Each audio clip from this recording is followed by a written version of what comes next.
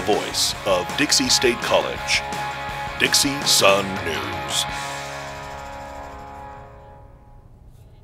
Welcome to this week's edition of Dixie Sun News. D-Week is well underway here at Dixie State University. One of the longest running traditions at the school offers a fun week for stressed students before the finals arrive.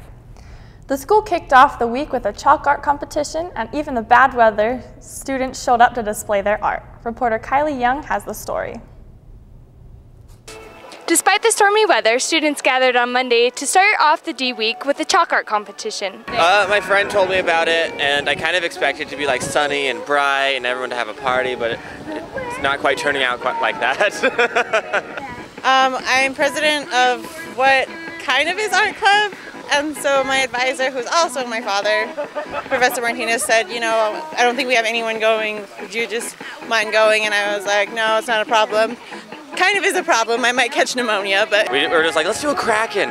We should do a Kraken. And so we did a Kraken. for the most part, I love chalk art. I mean, I've done it 3 years at Kayenta, so.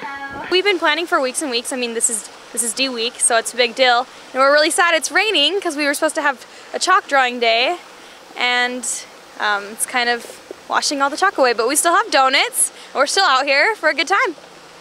Be sure to check out the rest of the events here at Dixie State University. I'm Kylie Young reporting for Dixie Sun News. Be sure to make an appearance at the rest of the events this week and be entered to win a car. Many students cram last minute for finals, but that may not be the most productive way. Reporter Michael Siri set out to find the best study methods as final weeks approaches soon. With finals week quickly approaching, it's time to buckle down and start studying for your tests. But with distractions and the stress of finals week, it can be hard to study. But there are many strategies that you can use to become better prepared. Well, one of the first things is they don't want to wait till the night before the final or even the day before the finals. They need to be studying now. A lot of information takes a while to absorb. They want to get caught up in their classes, stay caught up through the end of the semester. One of the other things that is very important is eating right, as well as getting enough sleep.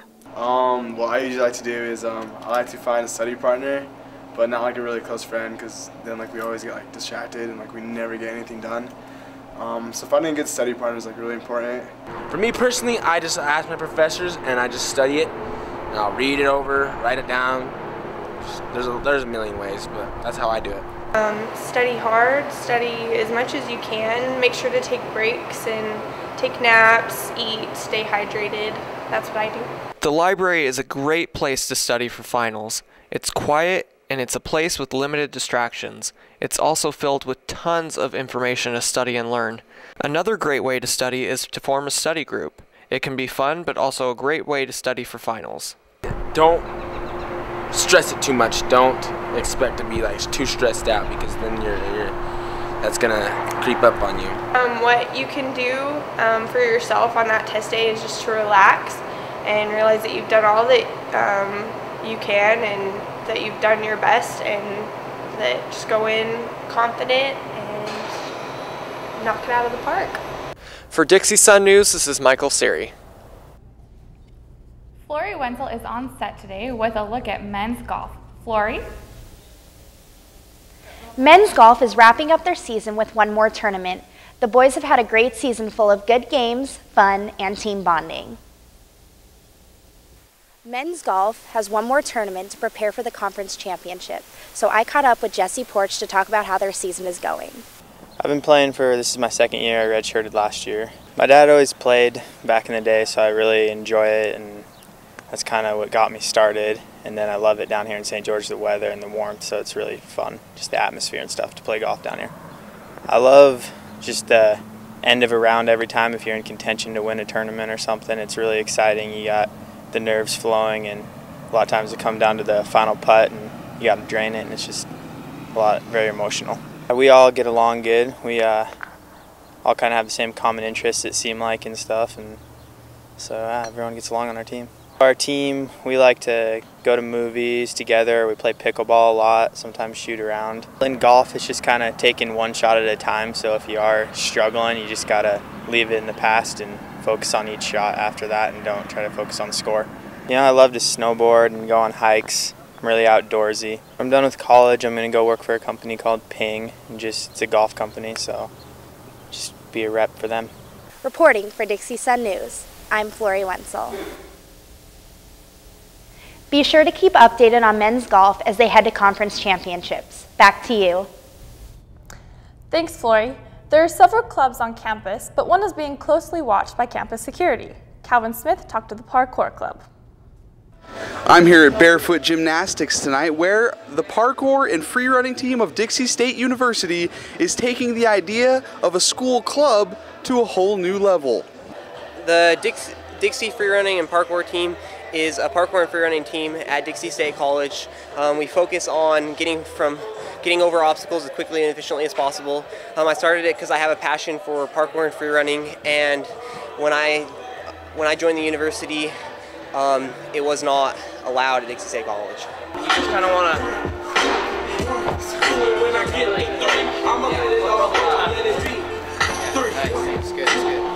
When I get the three, I'ma let it all go and let it be.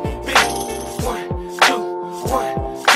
Oh, dude, I love the parkour team here. It's I always like doing flips on by myself, teaching myself how to do things. But here I've really advanced. I've learned technique. That actually came naturally at first, and then I stopped for a while, and then started back up just recently.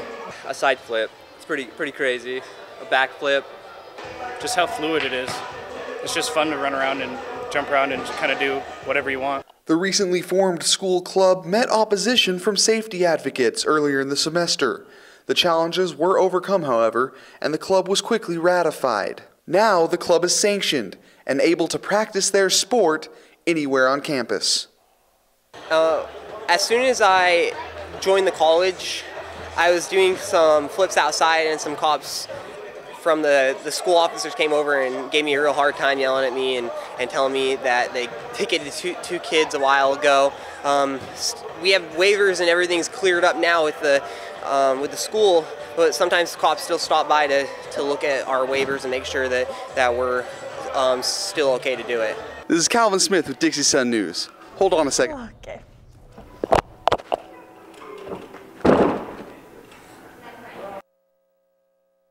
We also have reporter Robbie Briggs with us today with an update on the battle between ambulance services in Washington County. Robbie? Thank you, Taylor. The Dixie Ambulance services are closing their doors after more than 30 years to St. George area. The ambulance provider was informed last month that it would be losing its license to handle 911 calls.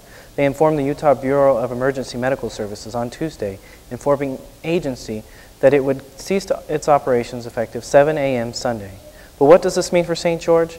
A new service provider, Gold Cross Ambulance, will fill its position as St. George's primary service engine. Back to you. Thanks, Robbie. That's our show for this week. Be sure to like us on Facebook and follow us on Twitter at Dixie Sun News for all the latest campus news. I'm Mikkel. And I'm Taylor. We'll see you next week.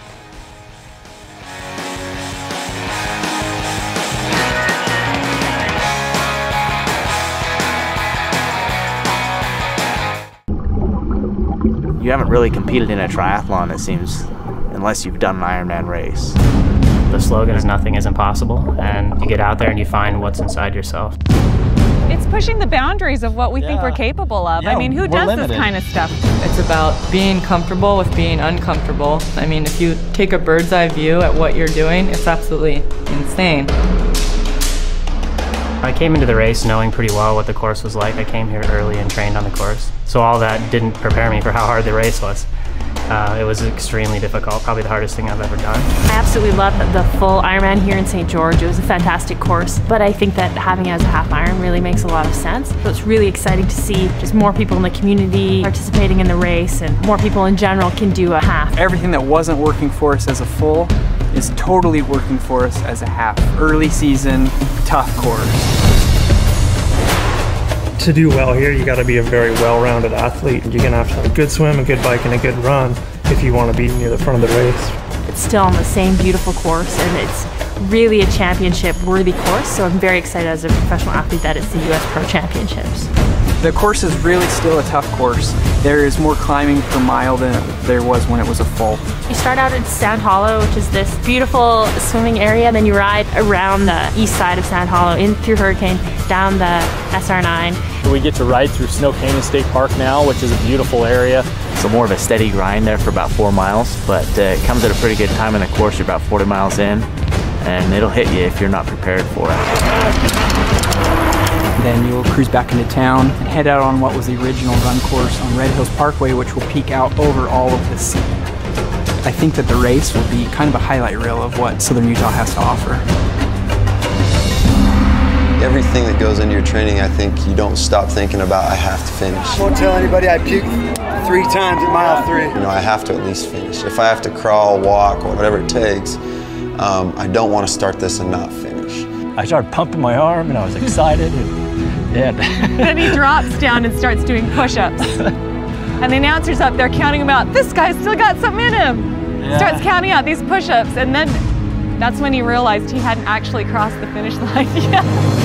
The heart and soul and the blood and the sweat of this event comes down to those, the masses, the rest of us. And I would do my 12 to 14 hours of work, and then I would go out after most of the family's tucked to bed, and I would go and train around 11 o'clock or midnight.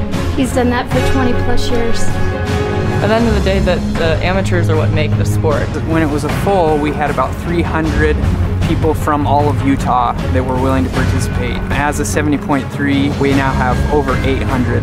Not only will it be the biggest pro field that St. George has ever seen, but this will be one of the biggest pro fields that Ironman has ever seen. I think every single pro that you can name is coming to this race. It's not every day that you get to go out and play basketball with the best or go play football or baseball with the best, but when you get into triathlons, it's kind of a unique experience, and you can race head-to-head against some of the pros and see where you measure up. It's a really unique opportunity, I think, for us to interact with them and for them to ask us questions and to be available that way to tell them what it takes to race at a high level. It's a huge accomplishment. I'd recommend that journey to anybody.